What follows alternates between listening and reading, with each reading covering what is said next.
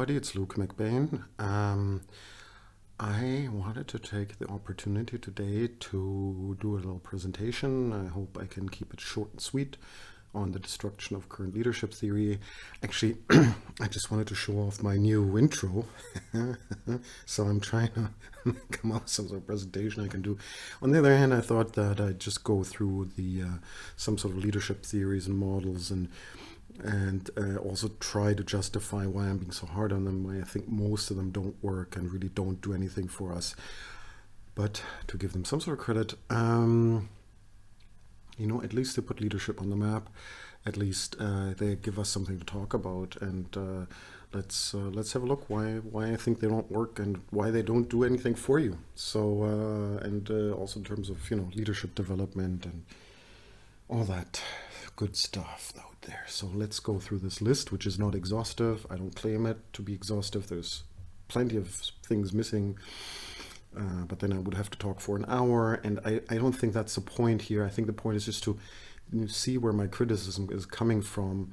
And so if you think something's missing and you'd like to hear why I don't believe that theory works, send me an email, send me a message, make a comment, say something. I'd be happy to respond. So let's go through this list. On the top, you see trait theory. Trait theory basically just states that a leadership should have certain characteristics, right? It should have the will to lead, be this, be that, be the other thing. Now, of course, the problem is that there's plenty of people out there having that responsibility without having those particular set of characteristics. So you could expand that list basically to the infinite, and what's that going to do for you? All right, so basically nothing. Behavioral theories. Okay, so behavioral theories stipulate that leaders display a certain kind of behavior, which they then apply to whatever, to lead basically. And there's a whole range of behavioral theories. Most famous of them is this one, Blake and Mouton, who developed this management grid in '64. So they say concern for people versus concern for production are two kinds of behavior, and it depends on what mix they appear. And then you got a management style or leadership style, right? So country club style, team management, middle of the road, task oriented. I just get exhausted just by looking at this. I mean, really, it's like you put yourself in this box and you go like, what's going on? Like, I mean, first of all, it's so undercomplex. It doesn't really, as if people are all, who are on the country club all have, or I don't know. It's just so undercomplex, underwhelming, and so boxy. Like it's really, those are the two dimensions of leadership. It's just. It has nothing to do with the real world or with people or characters or situations or whatever you might find as a leader. It's just too primitive. Let's just let that slide here. 64. Okay, positive reinforcement. Famous name, that area is Skinner. So we have this it's like a transformer or whatever they call it, like a reinforcement loop. From a transistor radio. So positive reinforcement theory basically says you should reinforce positive behavior, which you see by emphasizing it. So when somebody comes to work, you say, wow, great, you came to work. So that person will do that more in the future. So it's based on the fact, like a little bit systems theory there, that you play this positive reinforcement role, and then you amplify the output. Basically, it's an amplifier here. I think so. Okay, so what that has to do with leadership really beats me. So just you're an amplifier, basically. Okay, let's move on. This is actually more fun than I thought. Okay, this is also a famous model, situational and contingency theories. And here it's based that the behavior of the leader is contingent on the situation. So whatever situation you might find yourself in, you will change your behavior accordingly. Okay, so that could be the case. I don't know. Maybe it's not even a good idea to change your behavior according to this situation. But yeah, also this is a famous model by Hersey and Blanchard, 1969. This is still being presented. You will find this a lot also on the internet. So basically, they have here like 4 quadrants: supportive behavior versus directive behavior, and it depends on, let's say, in these 4 quadrants, as 1, 2, 3, 4, on the competency of the person which is being led. I think S1 is a low competency and high commitment person. You have to direct that person. In S2 you have a low to some competence and low commitment, so you have to coach that person, and so on. So it depends on who you are working with. You always change your behavior all the time, and you classify also your staff into those 4 boxes, and then you say, okay, you got low competence and high motivation and commitment, so I'm gonna direct you more, or whatever. So also here, yeah, maybe not, but it's sort of like also totally disregards, first of all, that you're not always in a one-on-one situation. You have sometimes a group of people to talk to. You sometimes experience yourself none of that behavior from your leaders, like delegating or supporting or whatever. So I don't know. It's like all these boxes could be a headache. It's boxing in, trying to box in that behavior and trying to make it somehow manageable, the behavior, and saying, okay, this should be more directive, this should be more supportive, and all that. But the reality, of course, is much more fluid. And so there is not, you can't sort of say, okay, from 10 to 10:20 I'll be directive in my behavior, and the next 5 minutes I'll be more like supportive. I mean, come on. Yeah, functional theory, Kuznets and Posner. It's basically now moving a little bit forward. They say, well, leadership is a function. That's not bad. That's sort of like, yeah, okay. And basically the leader has a certain function within regards to achieving certain goals within an organization. Yeah, sounds okay. And then they say, well, what should the practice be? And they found like they've challenged the process, that inspire shared vision, enabling others to act, modeling the way, encouraging the heart, whatever that means. Like, okay, so, and then they go describe that and say, okay, you should search for opportunities, you have a passionate belief, you foster collaboration, you create standards, you recognize individual contributions. So that is very much, I would call, like a good person theory. Like that's sort of, that's what when I always say, that's a feel-good theory, right? So it sort of like shows you the ideal human being.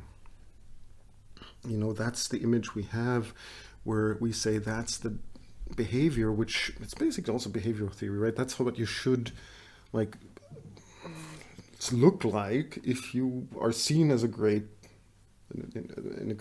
leader.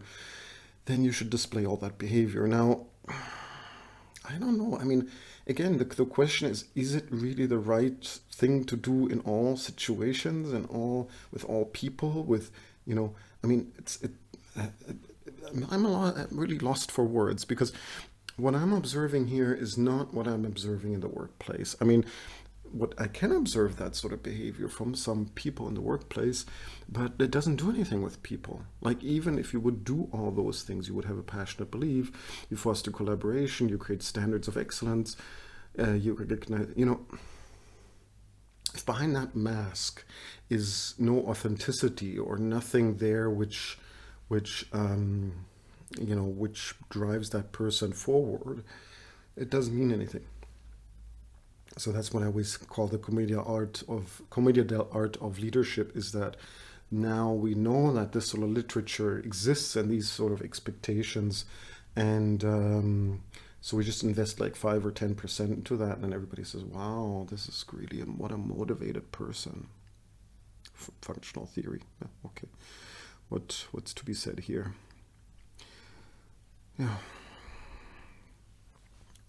So Scholar in 2011 comes up with integrative psychological theory, And so basically what the scholar does, he just lumps everything into one theory, right? So, yeah, well, how does a leader behave in the public, in the private, on the personal level, and in everything, like, it's like just everything's being lumped together here. What can I say about that? So, again, there's not much here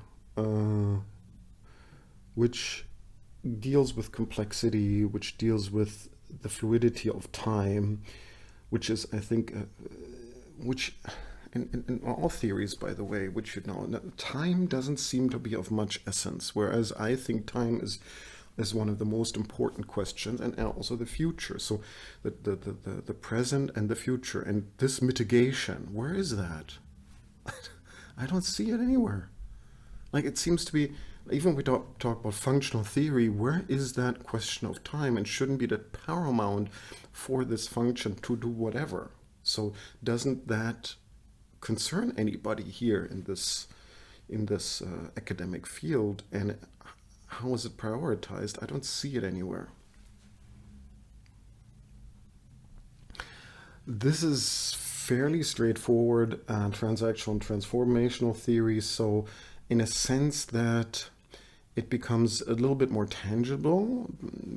Bass, I think, worked more on transformational and Burns on transactional. I don't know. You look it up. Again, I'm not claiming here to do this everything factually correct, just to give you some insight. Now, the transactional theory versus transformational is interesting because they say, okay, well, leadership is a transaction. I provide you with certain resources, attention, time, information, and you provide me with performance. And that's not bad as a sort of basis of work, and it's done a lot. You've got to be honest, like that is really how most people function and how they would describe work. Like, I'm paying you, just do the job. But in a sense, yeah, it becomes like it's exhaustive very quickly, because people are able to see certain patterns of behavior, and as soon as they see a pattern of behavior, like some sort of trick or robotic behavior which repeats itself to achieve something, then people see through it and try to, and will not respond to that impulse anymore. So yeah, then what to do with transactional leadership? Basically, it's, well, what's the difference between paying something and then I don't know. There's not much in it.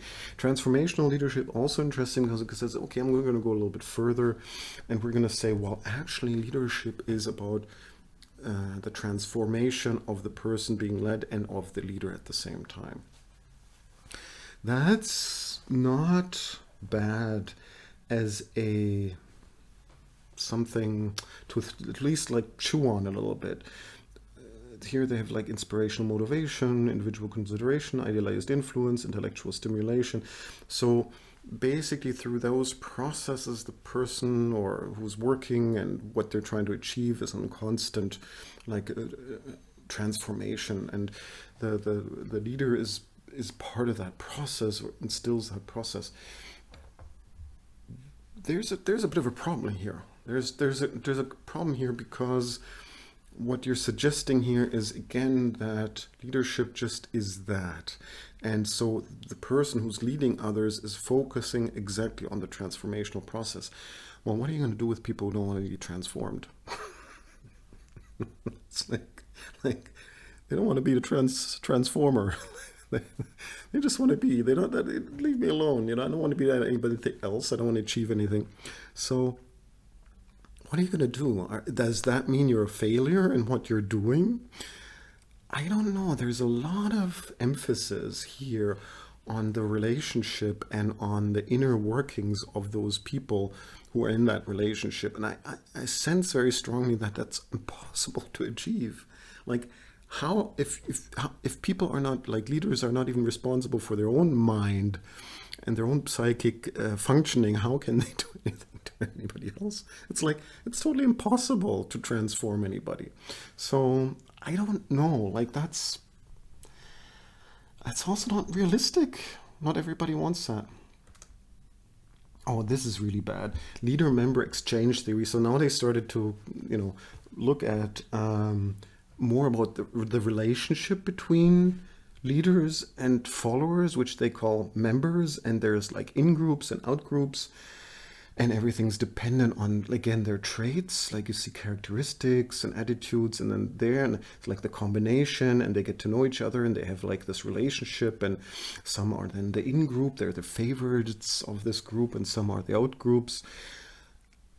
Really, it's like it reminds me of school. It's like we get to know each other. We have the same hobbies. We get along. I don't know. It gives me a headache.